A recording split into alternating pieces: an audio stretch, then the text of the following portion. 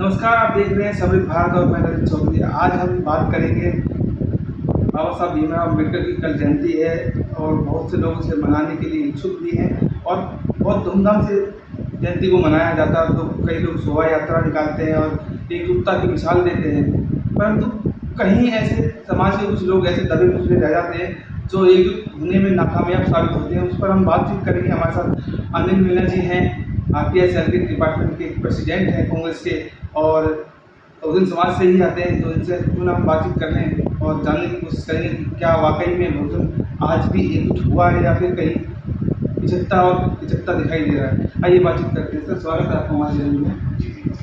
जिस प्रकार से बहुजन समाज एकता की मिसाल देता है, बाबा साहब भीमराव अम्बेडकर की जयंती है, शिक्षित बनो, संगठित रहो और संघर्ष करो का नारा देते हैं, परंतु कहीं ना कहीं ये नारा वहाँ धुंधला होता दिखाई देता है जहाँ एकजुट होने की बात मुस्लिम करते हैं। परंतु मुस्लिम तबका जो है, कई मुस्लिम तबका ऐसा है जो बाबा साहब के नाम लेते ही झिझकते हैं और बहुजन समाज से दूर बना के रखने की पूरी कोशिश करते हैं। क्या कहेंगे इसको लेकर? हमारे देश में जब भी अम्बेडकर जयंती आती है तो पूरा देश खुलकर जोरों शोरों से बाबा साहब अम्बेडकर को सम्मान देता है। पूरे देश भर में अम्बेडकर जयंती के इतने जुलूस निकलते हैं, इतने बड़े बड़े कार्यक्रम होते हैं। हो सकता है कहीं कुछ लोगों को जो सूट नहीं करता हो, लेकिन बाबा साहब अम्बेडकर ने जो कॉन्स्टिट्यूशन बनाया है वो पूरे देश के लिए बनाया है। पूरा देश उस संविधान को चल रहा है, उसके प्रति आस्था और विश्वास सबका रहना चाहिए, क्योंकि बाबा साहब अम्बेडकर ने कभी दलित समाज के अकेले उत्थान की बात नहीं की।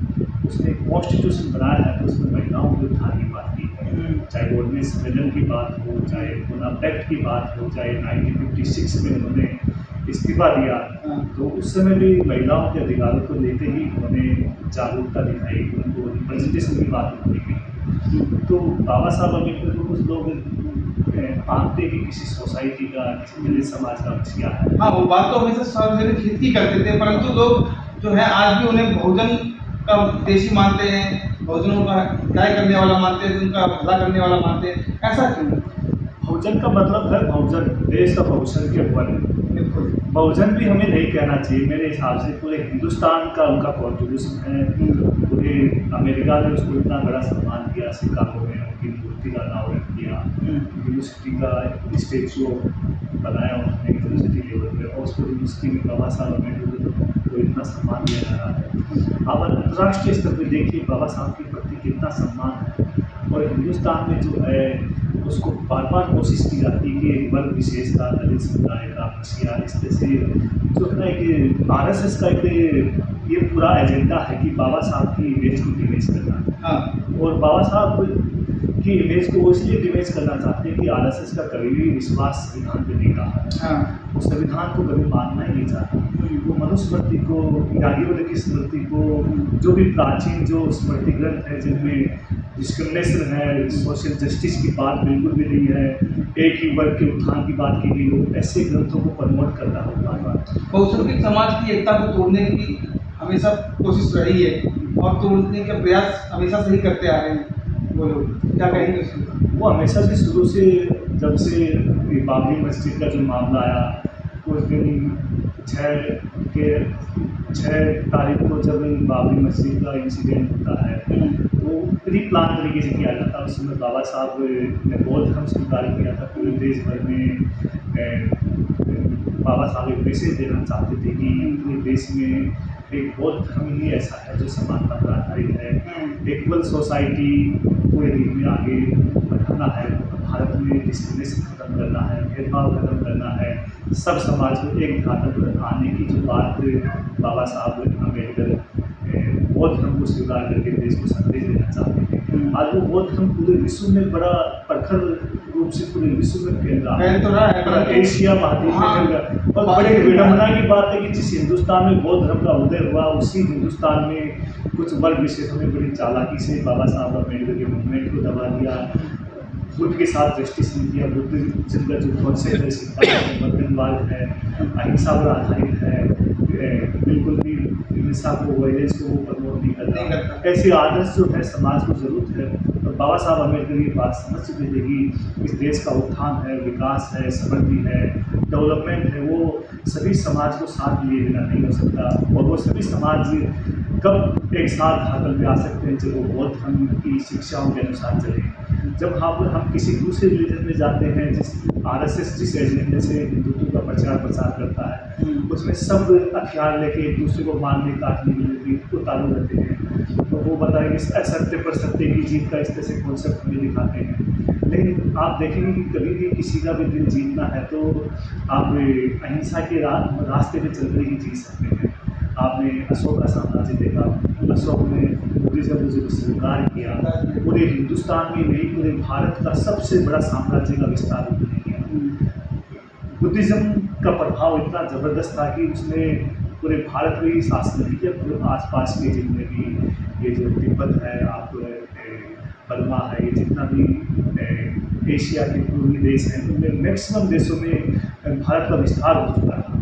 लेकिन जब ये एक ही कॉन्सेप्ट पे हिंदुत्व की लड़ाई लड़ते हैं तो ये पूरा देश धीरे धीरे संकुचित होता जा रहा है। हमारे भारत देश का जो विस्तार है धीरे धीरे सिकुड़ता ही जा रहा है। जब भी ये हिंदू की बात करते हैं तो फिर सिख डिमांड करते हैं कि हमारा अलग क्षेत्र दे दो, दलित कहते हैं कि हमारा अलग स्थान बना दो, ईसाई कहते हैं कि हमारा अपना बना दो, मुसलमान कहते हैं कि हमारा अपना बना दो। इस तरह से हिंदुस्तान की जो अखंडता है वो पूरी टूटती हुई नजर आ रही है। जबकि हम एक ही रिलीजन की बात करते हैं, एक ही RSS की एजेंडे की बात करते हैं कि इस देश को विकसित खुशहाल देखना चाहते हैं तो बाबा साहब अम्बेडकर के आदर्शों पे चलना हमारा पड़ेगा, लेकिन बुद्धिज्म के आदर्शों से चलना पड़ेगा। मेरा एक सवाल ये और है कि जब बात बहुसंख्यक वर्ग की आती है तो OBC वर्ग जो है एकजुटता से अलग होता चला जाता है। वहीं दूसरी अगर मुस्लिम की बात करें तो मुस्लिम भी एक दूसरे से विचरता दिखाई देता है। तो ऐसे एकजुट होंगे कैसे? मैं आपको बता दूँ जिसने बाबा साहब अम्बेडकर को पढ़ा है, समझा है, जिसने इसकी बाबा साहब की नब्ज़ को जानने की कोशिश की है, वो बाबा साहब का ही हो गया।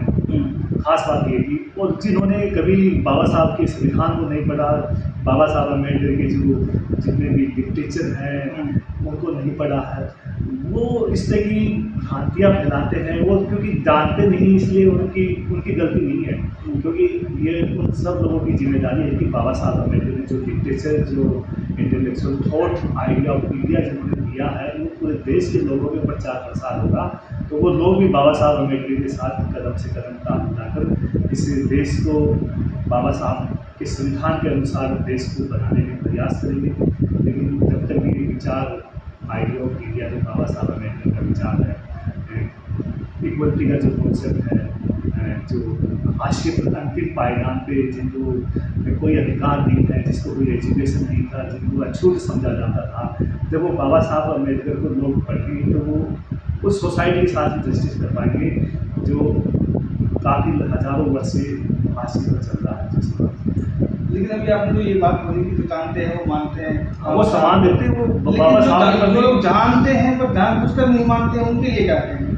नहीं, या तो जिसने जो इस तरह का करते हैं या तो वो बाबा साहब अम्बेडकर को जानते नहीं हैं। जो जानते हैं वो पूरी तरह बाबा साहब अम्बेडकर के प्रति समर्पित हैं, वो बाबा साहब के आइडिया को पूरे हिंदुस्तान में फैलाना चाहते हैं। तो वैसे यही डिफरेंस है। कोई जानते हैं, जो नहीं जानते हैं वो वायलेंस करता है, वायलेंस डिस्क्रिमिनेशन करता है, भेदभाव फैलाकर समाज में एक वातावरण इस तरह तैयार करता है। जो नहीं जानते हैं वो लोग ऐसा करते हैं। जो जानते हैं वो बाबा साहब के प्रति समर्पित हो जाते हैं, चाहे वो दलित हो, चाहे आदिवासी हो, चाहे मुसलमान हो, चाहे ब्राह्मण हो, चाहे राजपूत हो। ऐसे खूब लोगों को मैंने देखा है, ब्राह्मणों को भी देखा है, राजपूतों को भी देखा है। जो प्रकाश है, जो ऐसा शोषक वर्ग रहा है, वो भी बाबा साहब अम्बेडकर को जिन्होंने पढ़ा है वो हमेशा तारीफ करता है, बार बार बाबा साहब की कोटेशन को नोट करता है और बाबा साहब के आदर्शों को हर जगह दिखाता है। मैं काफ़ी लोगों को ऐसे जानता हूँ जो बाबा साहब की काफ़ी तारीफ करते हैं, लेकिन जो नहीं समझते हैं वो उनके बारे में कुछ कहना मुश्किल है, क्योंकि उन लोगों की जिम्मेदारी है कि जो बाबा साहब को समझते हैं वो जन जन तक लोगों तक बाबा साहब के आदर्शों को पहुँचाएँ, उनकी जो शिक्षा है उन लोगों को पहुँचाएँ। और पूरे हिंदुस्तान में इस तरह जो 14 अप्रैल है पूरे जोरों शोर से आप अब आप सोशल मीडिया की बात भी करी तो चलो एक सवाल उससे भी धीरे करते हैं। बाबा साहब अम्बेडकर की जयंती है 14 अप्रैल को, जो पूरा देश मनाता है और पूरे देश कई तबके के लोग उसे एकत्रित होकर के एकजुट होकर के मनाते हैं। परंतु ये त्यौहार के रूप में जो लोग ये मनाते हैं वो अप्रैल के महीने में तो मनाते हैं, लेकिन उसके बाद बाबा साहब को भूल कर रह जाते हैं। भाई सत्ता भी उन लोगों की है, 2014 से सरकार उन लोगों की है जो कभी देश के संविधान को जिन लोगों ने स्वीकार नहीं किया, तिरंगे झंडे को राष्ट्रीय ध्वज के रूप में जिन्होंने स्वीकार नहीं किया, 50 वर्ष तो आज़ादी के 70 सालों तक आरएसएस के संघ के मंदिरों के निवास स्थान पर भगवा झंडा लहराता था। अब जाके आरएसएस ने जाके ये पूरे देश के लोगों की ताकत है, ये देश बाबा साहब को मानने वाले लोगों की ताकत है। आरएसएस को भी बाबा साहब के संविधान के सामने और तिरंगे झंडे के सामने झुकना पड़ा। ये सब देशवासियों का ताकत है जिन्होंने बाबा साहब की शिक्षा को फैलाया है। लेकिन बीजेपी का जो एजेंडा है वो बाबा साहब अम्बेडकर को तो आगे करती है। केजरीवाल को भी देखिए, बाबा साहब अम्बेडकर की तस्वीर को आगे रखती है, जबकि उसकी बैकग्राउंड में आप जाएंगे तो हमेशा उसको बाबा साहब भगत सिंह की फोटो नजर आती है। लेकिन चाहे बीजेपी हो चाहे आरएसएस की बी टीम आम आदमी केजरीवाल सरकार, दोनों ही बाबा साहब को दिखाते हैं लेकिन विपरीत काम करते हैं। बाबा साहब अम्बेडकर ने सोशल जस्टिस की बात की थी, सब समाज के लोगों के रिप्रेजेंटेशन की बात की, लेकिन दोनों ही सरकारें के प्रकारें जब रिजर्वेशन की रिप्रेजेंटेशन की देने की बात आती है दोनों पीछे रहती है। चाहे एस में देखो, जहाँ काफ़ी सीटें आप पूरा रिपोर्ट निकाली, इसलिए वैकेंसी आई उनमें SC ST OBC इनकी सीटों को काटने का काम करते हैं। और मोदी सरकार का जो IAS IPS में लेटरल एंट्री जो है से जो एंट्री है उसमें पूरी तरह से रिजर्वेशन को ध्वस्त कर दिया गया। जो रिप्रेजेंटेशन की दर्ज के आधार पर संविधान बनाया गया था। संविधान इसलिए बनाया गया था कि जो लोग जो हाशिए पर हैं, जो समाज की मुख्य धारा में आ सके, उस रिजर्वेशन को इसलिए लाया गया ताकि सब लोगों का रिप्रेजेंटेशन हो सके। लेकिन मोदी सरकार को देखिए, यूपीएससी ने एक एंट्री कर दी, उसमें कोई रिजर्वेशन नहीं है। आप देखिए उसमें सब अपर कास्ट का सिस्टम अपनाया है। चाहे आप जाके देखिए जितने भी असिस्टेंट प्रोफेसर की वैकेंसी है, प्रोफेसर की वैकेंसी है, एसोसिएट प्रोफेसर की वैकेंसी है, बार बार इस चीज़ को रिजर्वेशन से बचने के लिए कभी 30 बोर्ड रोस्टर चलाते हैं, कभी 200 बोर्ड रोस्टर सिस्टम चलाते हैं। तो क्या है कि सारे अत्यंत इसलिए अपनाए जाते हैं कि जो बहुसंख्यक समाज में सब लोगों का रिप्रेजेंटेशन है समान रूप से न आ पाए, किसी एक ही वर्ग विशेष की मोनोपोली बनी रहे। इस तरह से ये जो गैप है, भेदभाव का जो गैप है, बीजेपी ने वापस बनाने की कोशिश की है। कांग्रेस ने 200 पॉइंट रोस्टर लेके आए ताकि सभी लोगों को रिप्रेजेंटेशन मिले, लेकिन बीजेपी बीच में आई तो 13 पॉइंट रोस्टर सिस्टम लेके आई। जो देश में व्यापक स्तर पर आंदोलन हुए तो 2019 में वापस उसको 13 पॉइंट रोस्टर सिस्टम को लेना पड़ा और 200 रोस्टर सिस्टम आया। अब NFS करने का सिलसिला इधर चल रहा। अभी यूनिवर्सिटी में इतना अपॉइंटमेंट हो रहा है, NFS करते हैं, कौन सुटेबल देते हैं। अब ये सोचने की बात है कि जो लड़का MA करता है, MPhil करता है, PhD करता है, हायर एजुकेशन तक पहुंचता है और जाकर वहां तक नॉट सुटेबल नहीं होता, लेकिन जब वो इंटरव्यू में जाता है, प्रोफेसर की जॉब के लिए जाता है या IAS अधिकारी के लिए जाता है, कहीं भी जाता है, वहाँ उसको NFS करके बाहर का रास्ता दिखा दिया जाता है। ये सरकार की मानसिकता पूरी तरह से दिखाती है, दलित विरोधी है, बहुजन विरोधी है, पिछड़ा विरोधी है, मुसलमान विरोधी है। मुसलमान को टेररिस्ट आतंकवादी देकर कहीं किसी को जॉब में रिप्रेजेंटेशन नहीं देते, दलित को एक दबंग उद्दंड शब्द कहकर उनको रिप्रेजेंटेशन नहीं देते, मेरिट का उल्लंघना देते हैं कि मेरिट है, मेरिट का क्रॉस नहीं करते, ऐसे लोगों को कैसे रिप्रेजेंटेशन देते। जो व्यक्ति MA MPhil PhD higher education तक पहुंचता है, बिना रोक टोक तक पहुंच जाता है, लेकिन जब हक की बात आती है, जब रिप्रेजेंटेशन की सरकार की नौकरियों में बात आती है तो वहाँ पर उसको NFS का रास्ता दिखा देते हैं। तो ये पूरी तरह से बीजेपी की सरकार में पूरे देश भर में इस तरह का माहौल चल रहा है, जानबूझ के दलित आदिवासी पिछड़े समाज को समाज की मुख्य धारा में आने से रोका जा रहा है। तो क्या इस संविधान बाबा साहब की जो संविधान की जो आत्मा है रिप्रेजेंटेशन, उस आत्मा को ठेस पहुंचाने का कोशिश किया जा रहा है, आत्मा को, संविधान को मारा जा रहा है, निजीकरण किया जा रहा है। ऐसा किया जा रहा है कि निजीकरण की जब बात आती है तो उनमें रिजर्वेशन की कोई पॉलिसी नहीं है। वहाँ पर वापस वही ब्रिटिश राज कंपनी राज चलेगा। ब्रिटिश राज में जैसे कंपनियाँ इस देश को चलाती थी या उनके गुलाम व्यक्ति चलाते थे, वैसे ही हिंदुस्तान की जो देश में निजीकरण हो रहा है, गिने चुने पूंजीपतियों का राज हो रहा है। अंबानी, अडानी, ये जितने ये बिजनेसमैन हैं, ये लोग अब देश की अर्थव्यवस्था को चला रहे हैं, कंपनियों को चला रहे हैं। उन कंपनियों में मैं पूछना चाहता हूँ कितने दलित आदिवासी पिछड़े समाज का रिप्रेजेंटेशन है। जो बाबा साहब अम्बेडकर का जो मुहिम थी संविधान को लाने की, आरक्षण को लाने की, वो आरक्षण आज निजीकरण के इस महा दौड़ में कहाँ गायब हो गया है। सवाल पूरे देश के लिए है। जो समाज हजारों वर्षों से हाशिए पर था, आज उस पूरे समाज को फिर से हाशिए पर ले जाने का प्रयास आरएसएस संघ ने भारतीय जनता पार्टी ने 2014 से 2023 तक का कार्यकाल में कर दिया है। न रहेगी बांस, न बजेगी बांसुरी, न आएंगे दलित आदिवासी, न मांगेंगे हक। ये दो मेरा आखिरी सवाल ये है कि बहुसंख्यक आखिर एक कब होगा ताकि वो मिलजुल कर रह सके, समाज को सुधारने की बात कर सके, एक साथ चल सके, देश को आगे बढ़ाने में सहयोग कर सके, ऐसा कीजिए।